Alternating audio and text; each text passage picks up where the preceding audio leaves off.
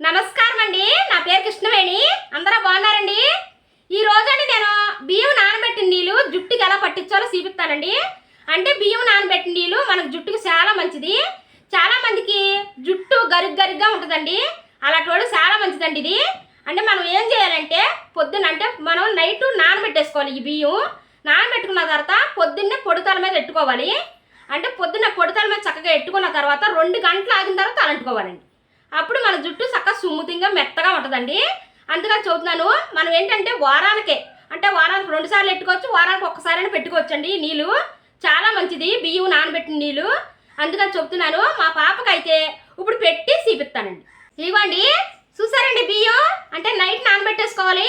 నేనైతే 100 గ్రాముల బియ్యంలో నేను 1/2 లీటర్ నీళ్ళు పోసానండి. ఇగోండి సరిగ్గా చూడండి. ఇగోండి 100 గ్రాముల బియ్యం అండి. అయితే నేను 1/2 లీటర్ నీళ్ళు పోసి నానబెట్టుకున్నాను. ఈ 1/2 లీటర్ నీళ్ళు చక్కగా మన జుట్టుకి బాగా పట్టించుకోవాలి. అంటే నైట్ నానబెట్టేసుకుని చక్కగా పొద్దున్నే మనకి పొడి తల మీద పెట్టుకోవాలి, నూనె తల మీద పెట్టుకోకూడదు.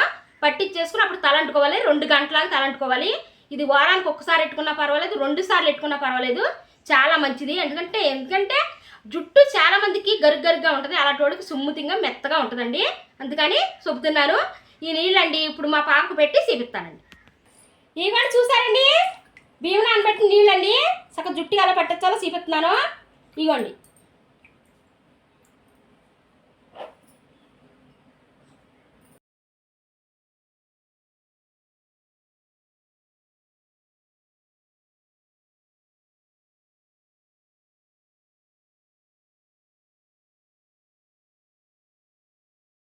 తలంతా ఇలా పట్టించేసుకునండి.